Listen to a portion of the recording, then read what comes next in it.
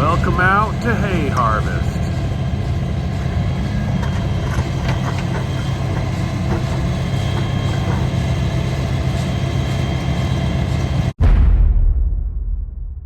All right, we are going. We're doing hay today. So you can see out my window here that there's a bunch of hay down. We're out here chopping. We're not 100% sure if it's dry enough to do. So with our hay, we chop it and put it in bags and we do silage. So we cut this hay 2 days ago. Now, sometimes you're cutting, you get things you don't want in the hay and you got to stop and get them out. Unfortunately, this is an election year, so we get these stupid signs from the people that are running. You know, probably not their fault with the winds we've had lately. They've been blowing pivots, breaking pivots and stuff, so this might have just blown into the field. As you can see though, we got a pretty good stand here. If you look here, you can see it's about as tall as my knees. So you're talking good little over 2 feet of hay there. And we're hoping that 2 days is dry enough, because you don't want it to be too dry when you put it in the bag, because then it won't feed in. But you also don't want it to be too wet, because then it just turns to mush in the bagger. So we're out here doing hay. Hopefully it's dry enough to do. Here's Josh in the chopper next to me. He's just going. I'm gonna turn and try and get behind him here, because he's probably about full. This is first crop hay. First crop is usually one of the heavier crops that we have of hay. And then as the year goes on, the crops tend to get lighter. So he's filling up his wagon. We just serviced these choppers the last couple days. Christopher, he stopped over there. His chopper had a whole bunch of holes in the bottom of it that we had to pull a liner out of the bottom and get it fixed. But we got it fixed, but now he stopped. I'm not sure what he's stopping for. But we'll just follow Josh here. Wait till he's full. You see little spurts of hay shooting out the back. It does have a lid on this bin, but there's a little tiny crack, and sometimes if it hits right next to the crack, it squirts it out. Man, these pivot tracks are pretty big, pretty rough. But ideally we want to drive across the pivot tracks too much. But we just have this one field of hay. It's about 110 acres. So we should be able to get this done in a day if everything goes well. How these choppers work is it just goes along. There's some tines that pick up the hay, feeds it into that auger, and then there's a bunch of knives in there. And they spin around really, really fast, and it chops it into about 1-inch chunks. And then it spits it into there's a big fan back here in the back. So after it chops it up, it just blows it up and shoots it out the end. What we would like to get, because right now we're running 2 choppers with wagons, we dump it into trucks. What we'd actually like to get is one big self-propelled chopper, and not have the wagon and just blow it directly into the trucks. The only problem is those are really expensive. So we've been just running these choppers that are pulled behind the tractor. So maybe one day we'll get a self-propelled chopper. The other option is just having somebody else who does custom hay just come in and custom chop it for us. So, but for now, this is what we're doing. Okay, he's just dumping into me. There's the wagons up there. Can't really see it too well, but there's that big old long ram that lifts it up and dumps it into my truck. So I'm full. Now I just have to get out of here. I have to turn opposite direction so I don't actually hit the wagon. And he'll take off and keep going, and I'll take this out to the bagger. Now I gotta pull onto the scales to weigh my truck, because we gotta make sure we have accurate weights of how much tonnage we're actually bringing in. Now we'll just wind our way back through the dairy, past the manure and the cows. I can see the bagger way back there. Will be the first load of this crop in the bagger. Now the bag had about a half a bag left from last year on it, so we didn't have to put a new bag on, but it's just a little short piece, maybe 200 feet long. Normally the bags they're 400-foot bags. This was just a 200-foot piece, so it should fill this little spot just off the pad. And don't you just hate when you lose something and you can't find it? Oh, there it is. Just like finding my hat was pretty easy. Sometimes when you lose something more important like your identity, social security number, any of that, that's a little bit harder to find. So Aura, our sponsor for today's video, they go out, they find that information. If a data broker has it, they delete it. I was on Google the other day and I went and searched my name. And when my name came up, there was previous addresses, there was all sorts of stuff, previous phone numbers.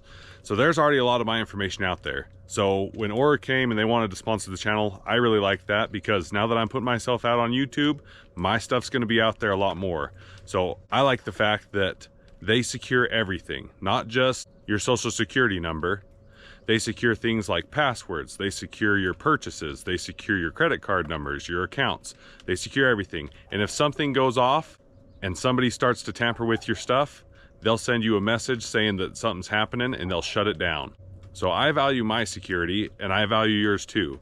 So if you want to get a free 14-day trial of Aura, go down below and click on our link, aura.com/Rocky Mountain Farmer, and sign up for that 14-day free trial.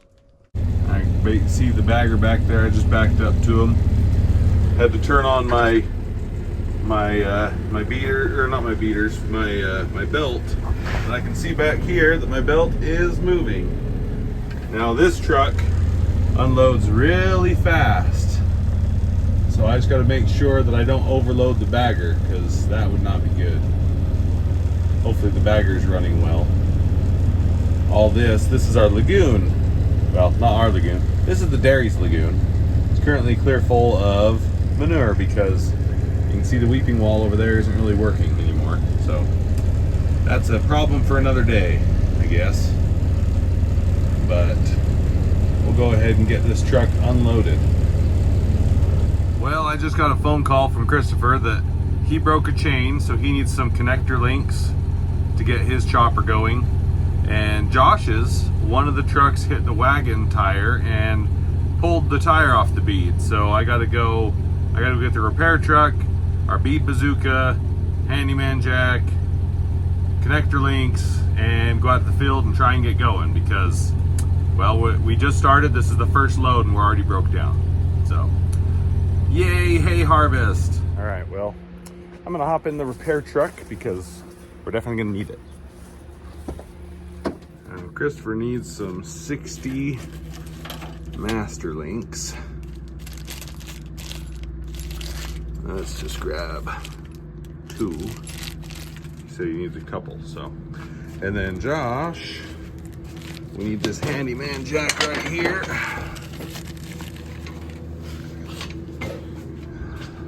Go put this on the truck.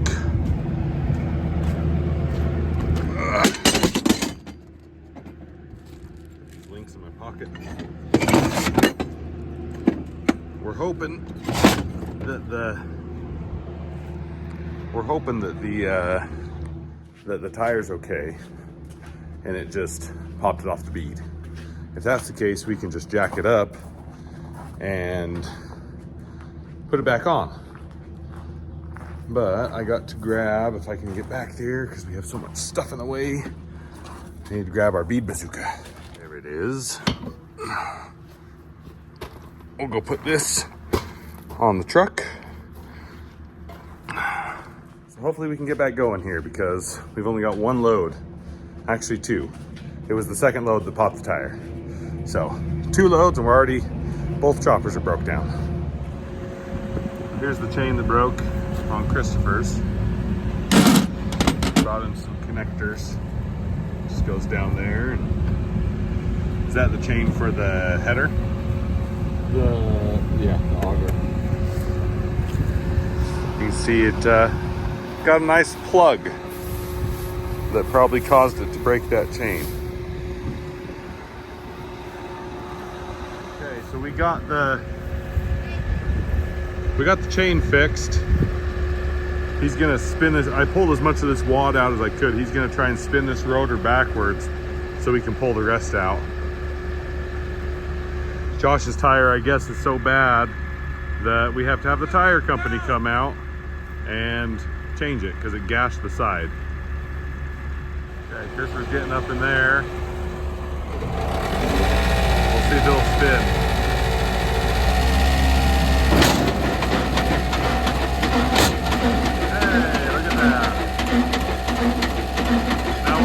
It off.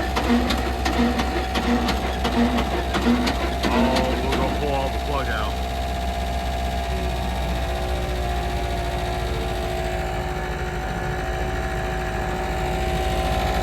That noise you hear is the fan, the blades and fans spinning.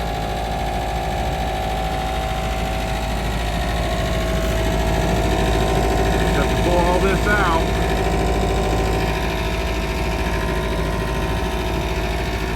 Gonna take a little while.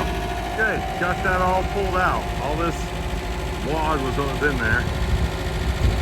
He's gonna start it up and hopefully it'll go and not break again.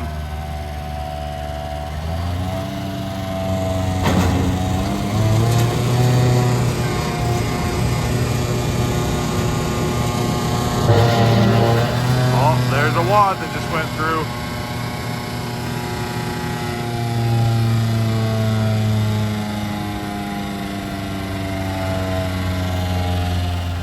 All right, we closed up the shields that were open right there.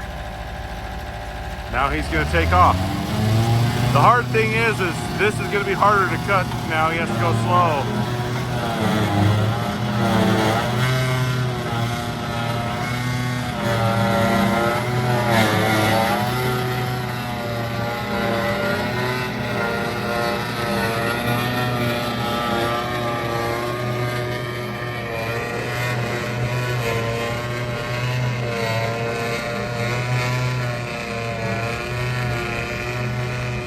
Like what you see, go down below and hit that subscribe button. It really helps us out. That lovely noise you're hearing is all of the knives spinning around. There's a cutting bar inside that the knives hit against to shear against, to cut. And you get them just close enough that they start to tick, and then that's good. And that way you get a good cut. So his might be a little too close, but it's still cutting the hay good. We do have all new knives and new cutter bars in the shop if we need to put those on. We were just gonna do this crop and then put them on. So now I'm walking over to Josh's to see this lovely tire. So here's Josh's wagon tire. It's got a nice, that's what the lug nuts from a truck do to a tire. You can see these lines are just the lugs. So truck just got a little bit too close when pulling up and gashed the tire and popped it. So Josh was able to find a spare. We did have a spare tire over at the shop. So he's on his way out with that right now and we'll get that put on. Okay, we got a new used tire, bottle jack. And jack this thing up, try and get this thing changed. Bummer is this was a new tire, about 1,800 bucks. But I don't know, accidents happen. Just trying to get the new one on. I'll have to put the handyman on there and move the bottle jack. Not quite high enough, which is the bottle jack.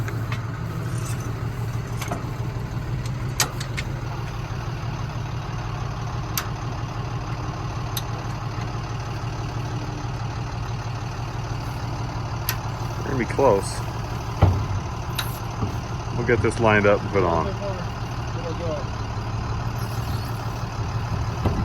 we go. Alright, got the new one on. We just got the old one loaded up. Man, those suckers are heavy.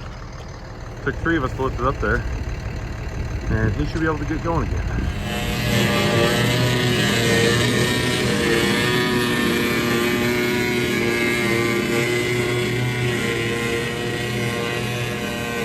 I guess the sound on his chopper, I thought it was the knives. It's not.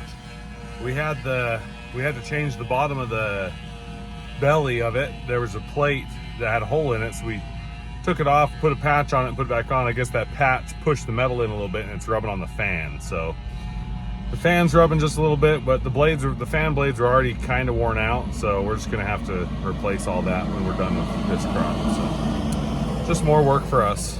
Okay, I just got out here to the dairy and we finished this bag. So this was just a partial bag from last year, this little one. And we're in the process of putting on a new bag onto our bagger.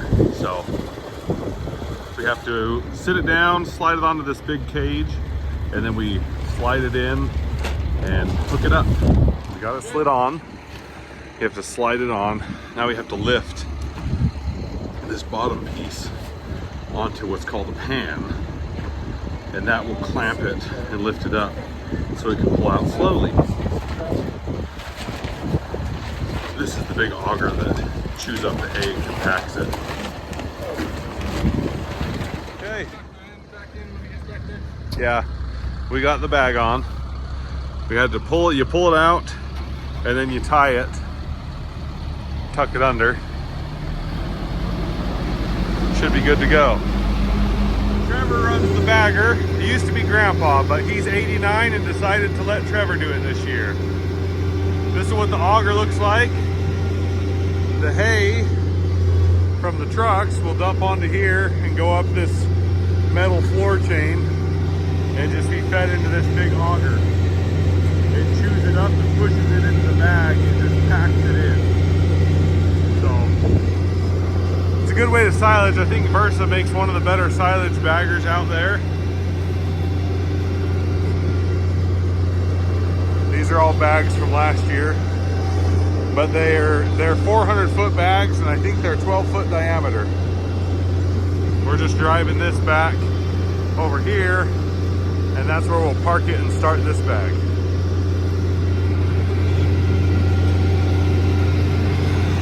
You like running this, Trevor? Not too bad. Hey, Air conditioning, that's nice. you got AC and a radio. Okay, we have our first truck backing up to this bag. This is how it feeds in.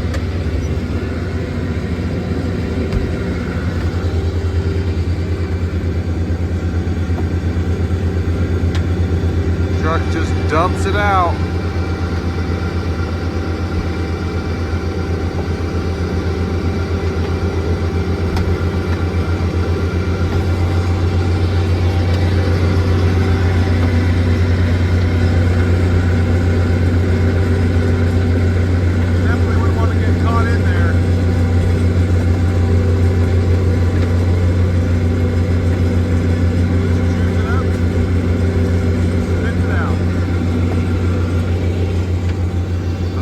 My truck is way over there.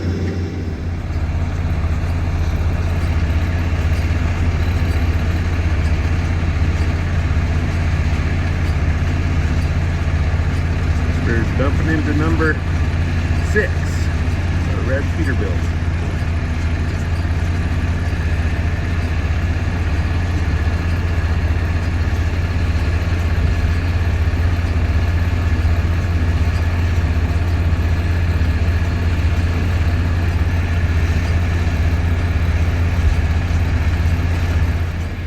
Luckily we're still going.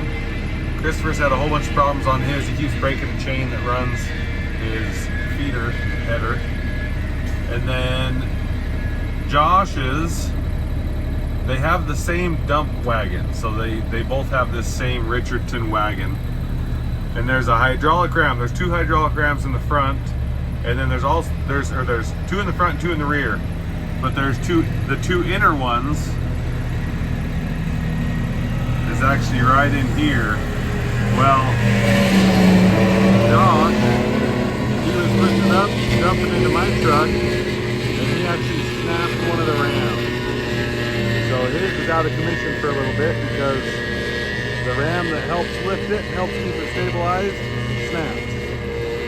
So he's trying to get it fixed. We were hoping to get done today, but without that other chopper, we're definitely not going to get done today. Well, we keep having problems. He keeps breaking a little chain in here that runs all this. He just broke it again. The other chopper broke the ram, and the hay is starting to get really dry because we were actually planning on having it done by now, but we just keep having problems. So we may end up just leaving part of this, letting it dry out, and then baling it next week instead of making silage out of it. But we'll see. We'll see how much we get done today. Whatever we don't get done today, I think it's gonna be too dry to put in a bag. So we will see. So I'm in the tractor now because we're down one chopper, so we don't need all the trucks. So instead of me being in a truck, I'm gonna go hook up to our pivot track filler, and I'm gonna go fill in the pivot tracks because it is really rough. Those pivot tracks are about a foot deep and they're about a foot wide, and hitting those pivot tracks in the trucks, it just beats you to death. So I'm gonna go fill in those pivot tracks since I don't need to be in a truck. So that's where I'm going. I'm going to hook up the we call it the furrow filler, and I'll go out there and do that. All right, so this is our furrow filler. It had settled in the mud, so it was too low for me to hook up with these bars right here were too low for my hitch. So here was my solution. I hooked the that side just under the frame, and I lifted the whole thing off the ground and stuck some boards under the front. Now it has this roller on the back that's on hydraulics. So I'm thinking if I hook up the hydraulic lines, I can push that down, which will level this out, and then I can just back up and hook it up. So hopefully it works. That's my plan. Man, this thing was tricky to hook up. I had to like work this up and down. I actually dragged it out here so it'd be on better ground. But I got it. It's in there. I just need to push those down, push down the other side. The top pin is hooked. It's not as low as I would like, at least. Oh, actually, it's all the way down, so that's good. It's right where it needs to be. Put those down. We're locked in, ready to go. Basically, this goes in the pivot track, and then these discs slowly grab some material, fill it in, and then this little packer just kind of packs it down. So makes it so the pivot tracks aren't as deep, and you can drive across them without bouncing the crap out of the trucks. So yeah, I'm gonna go do some furrow filling. I'm out here in the field. I just started. I backed up to this pivot tire over here and went, and you can see that it throws all the dirt in to the track, and then that thing kind of compacts it.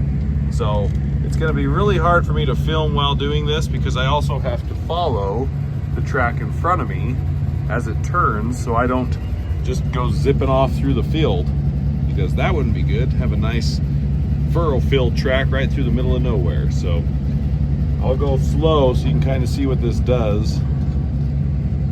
It just goes like that, throws it in, and fills them up. But I have to do this whole field. So basically everywhere that you see that there's still green hay standing, that's a pivot track. So I have to go all around this whole pivot, fill all the tracks in, so the trucks can drive across and it's nice and smooth. All right, well, I am back in a truck again. So Josh, he couldn't get the ram fixed on his wagon, so he just took the wagon off, and he's gonna attempt to just point the spout and just blow the hay right into my truck. We'll see how that goes, because he wants to blow it over the front of my truck, and I just hope he can not hit my cab and actually make it into the bed of the truck. We shall see.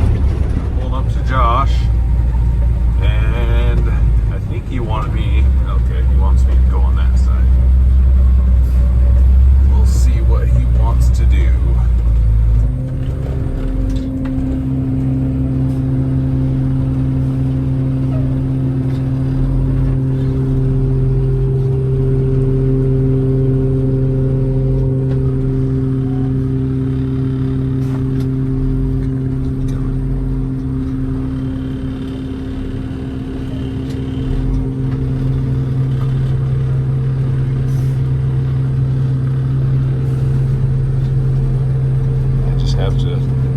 Drive next to him here. I can't really see what you guys are seeing. I'm holding the camera out in front of me, looking at Josh. So hopefully you can see what the spout is doing.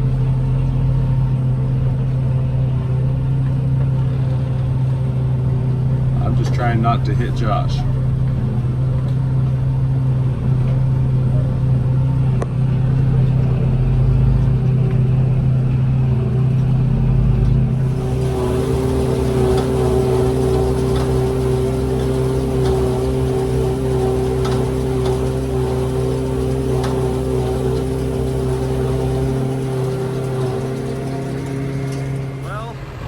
It didn't work very well blowing it into this truck. So what we did is we took one side off of two trucks. So we took the high sides off, so now he can blow it in a lot easier. We won't be able to get them as full, but at least we'll still be able to go. Okay, so this is our new solution. Part of farming is coming up with new solutions when everything breaks. It's just something you gotta deal with. So we've had multiple things break. So by taking the side off the truck, you can see that we're able to shoot the hay directly into the truck. It is a learning curve because, well, it's something we've never had to do before, but once you figure it out, I'm sure it'll work great. We had to take the sides off because we weren't able to see over the side. So now he can kind of angle the spout down. Instead of shooting it over the truck, he can just shoot it right into the truck and move back and forth to fill the truck. So, yeah, this is our new solution. It'll work. We won't be able to hold quite as much in each truck, but yeah, at least we're not stopped. At least we can still do it.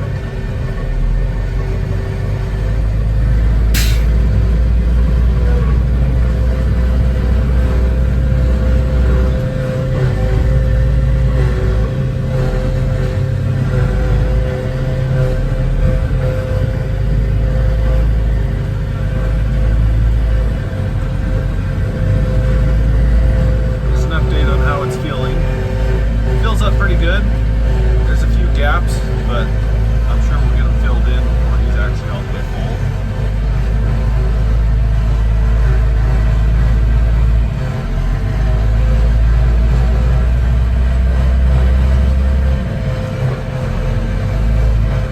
It's actually kind of like loading a potato truck. You just shoot it in there versus having a nice arm that gently drops it in.